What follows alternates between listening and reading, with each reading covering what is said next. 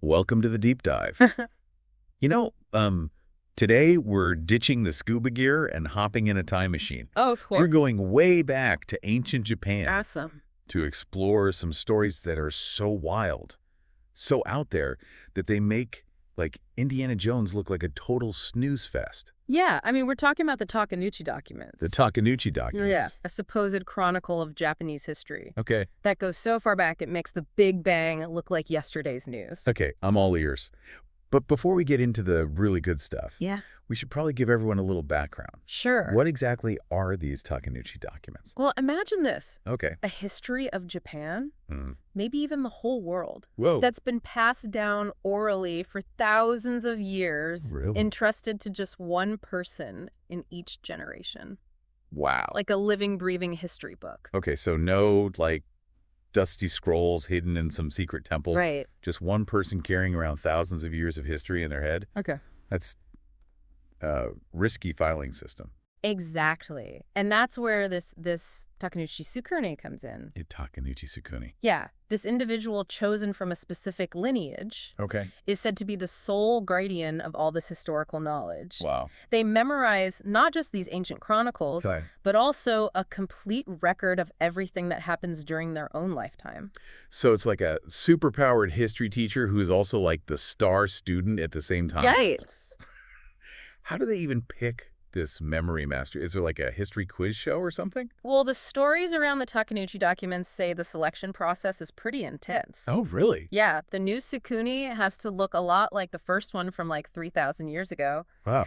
And they also go through this mysterious ritual All right. to receive all the memories and knowledge of their predecessor. Hold on. Are we talking reincarnation here? Is this like a historical Freaky Friday, Uh-huh. but with a little Highlander thrown in? You could definitely say that. The new Sukune basically steps right into the shoes of the old one, Wow. inherits everything. Memories, responsibilities, even their possessions and family. Seriously. And then the old Sukune vanishes from public life.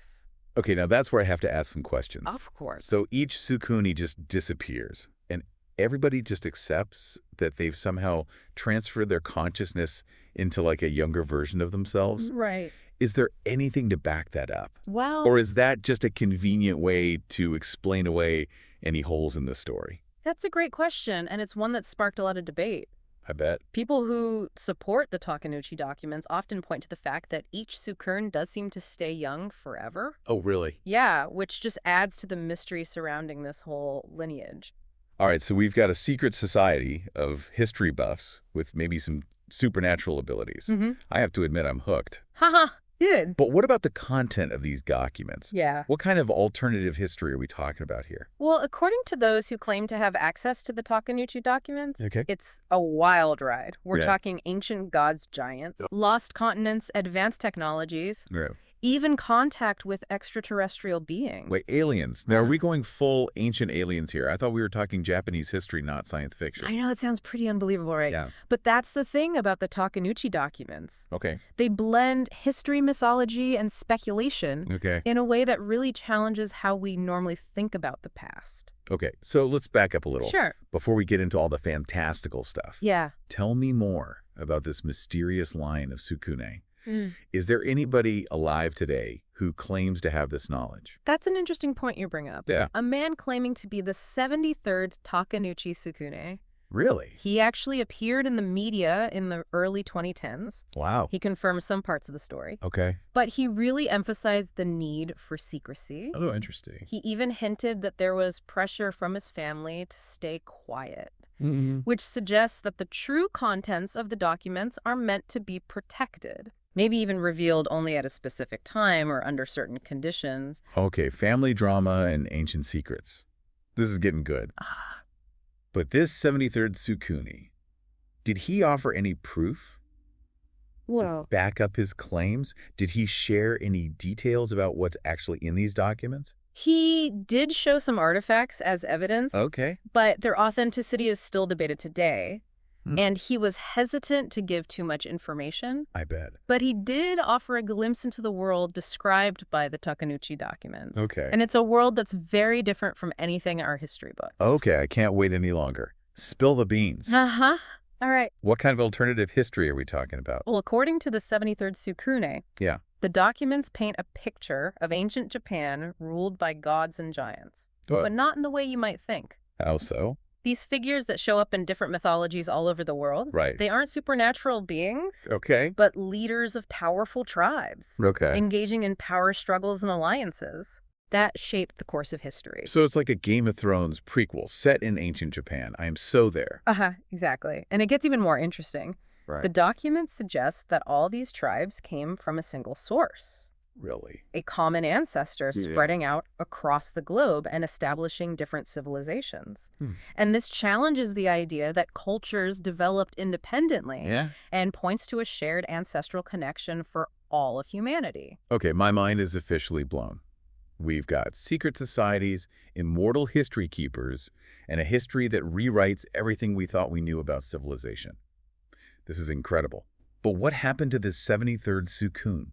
And why haven't historians studied the Takenouchi documents? Well, remember, the documents aren't a physical book. Right. They're a collection of memories held within the mind of the Takenouchi Sukune, Right. which makes verifying them incredibly difficult. Yeah, I can see that. And unfortunately, the 73rd Sukune passed away in 2015, Oh, wow. leaving the truth of the Takenouchi documents shrouded in mystery once again. So we're left with this tantalizing glimpse into a potential hidden history, but no solid evidence to confirm or deny its validity. What are we supposed to make of all this? Are the Takenouchi documents the real deal, a clever hoax, or something in between? That's the million-dollar question, isn't it? And that's what makes this deep dive so fascinating. We're exploring the boundaries between history, myth, and speculation, and challenging ourselves to think critically about the stories we tell ourselves about the past. Exactly. And even if we never know for sure what the Takenouchi documents really are, Yeah. the questions they raise about history memory and the possibility of alternative narratives are definitely worth thinking about. Absolutely. And with that in mind, we're going to dig deeper into the specific claims of the Takenouchi documents next time. Sounds good. We'll explore some of the more fantastical elements Yeah. and talk about what we can take away from this wild and wonderful historical mystery, if anything. Okay, so stay tuned. Yeah. Welcome back to our deep dive into the Takenouchi documents. You know, before we went down this rabbit hole of secret societies and immortal history keepers, Right. we were talking about the content of these documents and the alternative history they propose. Are you ready for a history lesson that might just flip everything you thought you knew upside down? I am buckled up and ready for blast off. But before we get too lost in the details, Sure. I have to ask, what kind of evidence is there to back up these claims? We're talking about a history that's totally different from what we learn in school. That's the tricky thing about the Takenouchi documents, isn't it? We're dealing with an oral tradition, Yeah. a chain of memories going back thousands of years. Right. It's not like we can just carbon date a scroll or check against another historical text. True. So it all comes down to trusting the word of this Takenouchi Sukuni lineage. Right. But even if we take their claims at face value, Yeah. what are some of the biggest differences between the history in the Takenouchi documents and the history we're familiar with? Give me the highlights. Well, one major difference is that the documents suggest that ancient Japan wasn't just a bunch of islands off the coast of Asia. Yeah. It was a global superpower, a center of culture and technology Wow. that influenced civilizations all over the world. Okay, now that's a bold statement. Yeah. What's their evidence? What makes them think ancient Japan was such a global powerhouse? One of the most fascinating things about the Takenouchi documents is the claim that a lot of ancient civilizations, like the Egyptians and the Sumerians, were actually started by tribes that originally came from Japan. Really? These tribes, the documents say, spread out across the globe, Okay. sharing their knowledge and traditions, Interesting. ultimately shaping the course of human history. So instead of civilizations developing on their own in different parts of the world, Yeah. you're saying there was this huge network of interconnected cultures, Exactly. all starting from a common source in ancient Japan. That's a pretty radical departure from how we usually think about human history. What specific examples do they give to support this idea? One example that often comes up is the construction of the Egyptian pyramids. Okay. According to the Takenouchi documents, Yeah. these huge structures weren't built by slaves, Right. but by a super skilled group of Japanese engineers called the Moon Tribe. Hold on, are you saying the pyramids were built by Japanese astronauts? I thought we were steering clear of the ancient alien stuff. Haha, not astronauts, but master builders. Okay. At least that's what the documents say. And it's not just the pyramids. What else? The documents make connections between ancient Japanese culture and all sorts of civilizations from the ancient Greeks to the Mayans. I have to admit, I'm starting to see why people find this alternative history so appealing. It's like this giant puzzle where all the pieces suddenly fit together, Right. revealing a hidden picture we never knew was there. But let's be real, this all sounds a little too good to be true, doesn't it? Is there any way to check if these claims are accurate? Or are we just having a fun thought experiment? That's the beauty and the frustration of the Takenouchi documents. They offer this tempting peek into a world that challenges everything we think we know about the past, Okay. but they also require us to take a leap of faith, to be willing to consider possibilities that are outside of what we normally consider history. So we have a choice then. Yeah. Do we dismiss the Takenouchi documents as some elaborate hoax? Mm. Or do we consider the possibility that they might be true, however unlikely it seems? What do you think? Where do you stand on this? I think the Takenouchi documents, Yeah. whether they're completely factual or not, Okay. offer a really valuable opportunity to question the stories we've been told Right. and to explore different ways of looking at history. Mm-hmm. They remind us that how we understand the past is always changing, Yeah. always open to new discoveries and interpretations. That's a great point. Even if we approach the Takenouchi documents with a healthy dose of skepticism, Yeah. it can still make us curious, encourage us to think critically, Ex- and challenge us to expand our view of the human story. Absolutely. And who knows, maybe someday new evidence will come to light Yeah. that sheds more light on these claims, It would be amazing. either proving them true or disproving them. Until then, the Takenouchi documents remain this fascinating and mysterious puzzle, Definitely. inviting us to explore the lines between history, myth, and the power of belief. Well said. But before we get too lost in these philosophical ideas, let's get back to the specifics of the Takenouchi documents themselves. Okay. What other interesting details can you share? What other civilizations do these ancient Japanese tribes supposedly influence? And what about those claims of ancient technologies and extraterrestrial contact? Oh, yeah, those more out there elements of the Takenouchi documents. Well, get ready because it's about to get even wilder. Bring it on. I'm ready for anything at this point. According to the documents, the influence of these ancient Japanese tribes went way beyond the well-known civilizations like Egypt and Sumer. Where else did it go? They supposedly played a role in the development of cultures in South America, Africa, and even Antarctica. Antarctica? Wait, are you serious? Are you saying there was a whole civilization thriving in Antarctica thousands of years ago? I thought that continent was covered in ice back then. That's what we're generally taught, but the Takenouchi documents tell a different story. What do they say? They describe a time when Antarctica was this lush and fertile landmass, Wow. home to a technologically advanced civilization called the Dragon Tribe. Okay, I have to say, this is starting to sound like something out of Avatar. The Last Airbender, the Dragon Tribe. Really? What kind of dragons are we talking about here? Like fire-breathing, flying lizards, or something a bit more metaphorical? That's one of the mysteries of the Takenouchi documents. They use this symbolic language and imagery that's often open to interpretation. Okay. Some people believe that the Dragon Tribe might actually refer to a group of people who had advanced knowledge of energy manipulation Okay. or even genetic engineering. Whoa, genetic engineering in ancient Antarctica. That's a bold claim.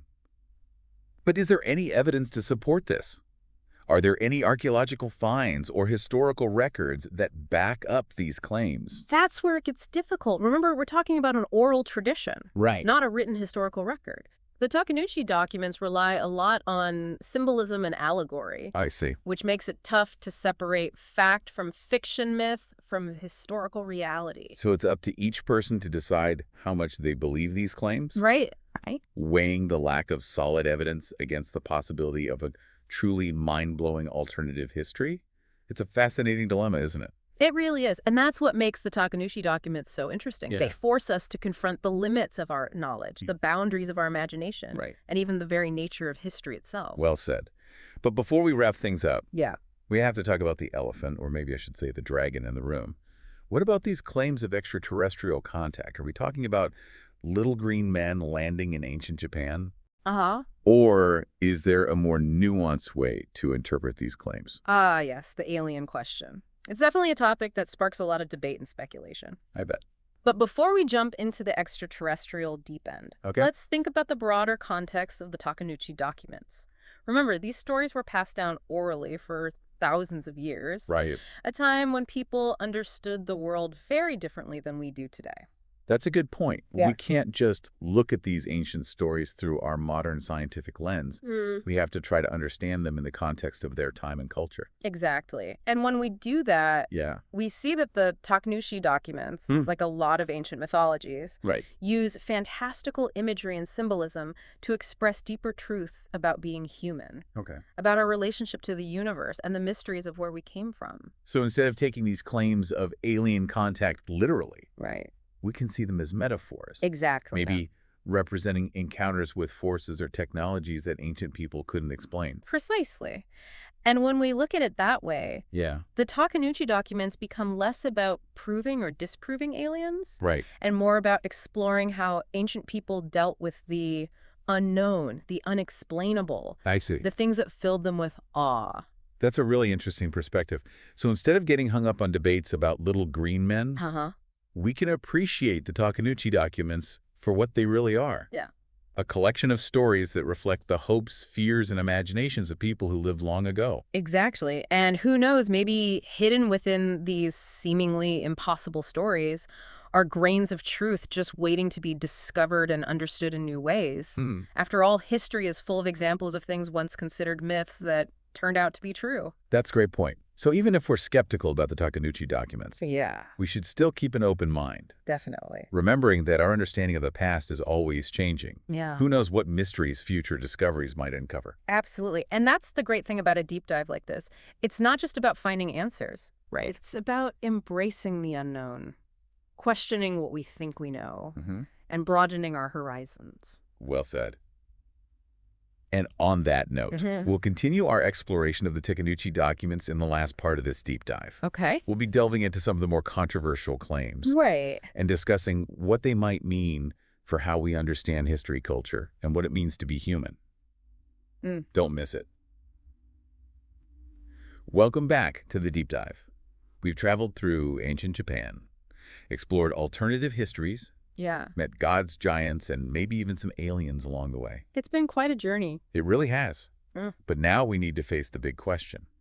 What do we make of all this? That's the tough part about the Takenouchi documents, isn't it? They tell a story that's so different from what we usually think of as history. It's hard to know what to believe. I agree. So let's unpack this a bit. For anyone who might be tuning in for the first time and missed the first two parts, Okay. can you give us a quick recap of the main claims? Just the highlights. Sure. The Takenouchi documents, like we've talked about, claim to be a record of Japanese history going back tens of thousands of years, Right. passed down orally through this lineage called the Takenouchi Sukune. Okay. They describe a world where ancient Japan was a global superpower, Right. influencing civilizations all over the planet. And they suggest that a lot of the figures we think of as mythological gods and goddesses Yeah.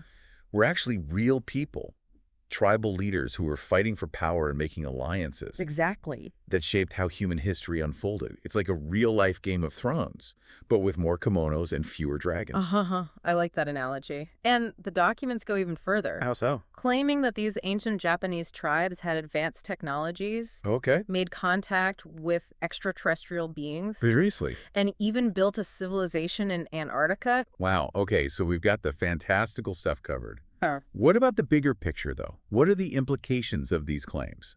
If even a small part of what the Takenouchi documents say is true, it would totally change how we understand history, wouldn't it? Absolutely. It would challenge the very foundation of our historical narratives, Why? making us rethink everything we thought we knew about the origins of civilization, how cultures developed, and how humanity is all connected.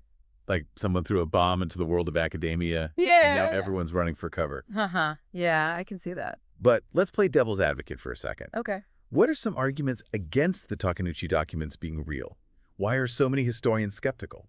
Well, the most obvious issue is the lack of physical evidence. The Takenouchi documents are mainly an oral tradition. Right. There are no ancient scrolls or archaeological artifacts. Okay. No physical objects that we can date or verify scientifically. So it all comes down to trusting the word of this Takenouchi Sukune lineage. Right. And even if we assume they're telling the truth, there's always the chance that things got distorted or exaggerated over thousands of years of being passed down orally.